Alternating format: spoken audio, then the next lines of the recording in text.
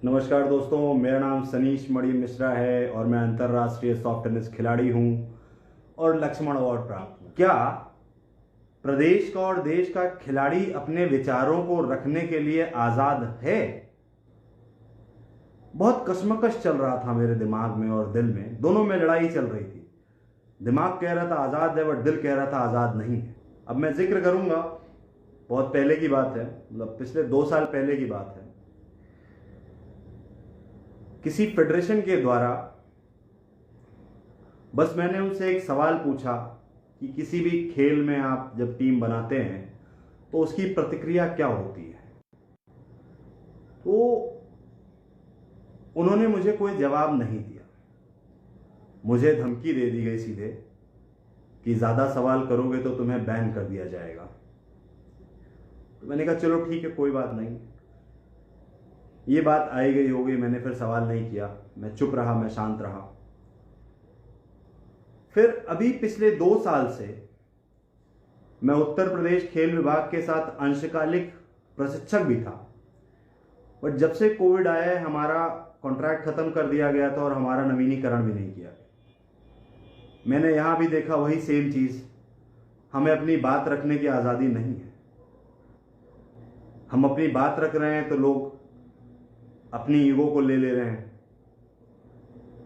हमारी सिर्फ मांग रहती है कि भाई 2 साल हो गया, आपने हमें ना नवीनीकरण किया और ना मानदेय दिया, ना कोई आश्वासन दिया। लेकिन हमने कोई मांग करी तो हमारे ऊपर आरोप लग गया।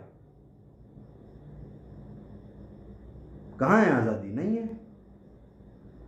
तो मेरा आप लोगों से बस एक अनुरोध है कि 75वीं साल हम मना रहे हैं और हमारे पास बोलने की आज़ादी नहीं है। हम अपने विचार नहीं रख सकते हैं। क्यों?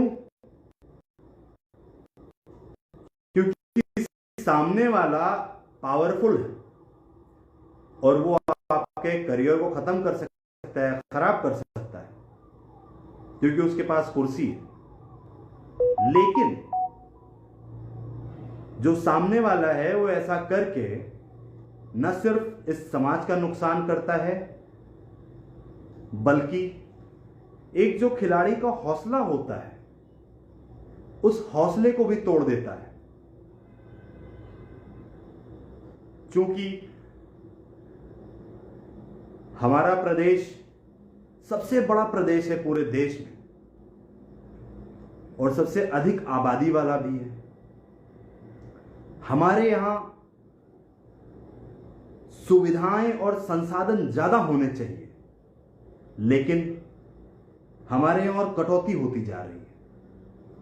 और उसका जो मुख्य कारण है वो हम खिलाड़ियों और खेल के जो प्रशिक्षक हैं उनको आजादी नहीं है बोलने की।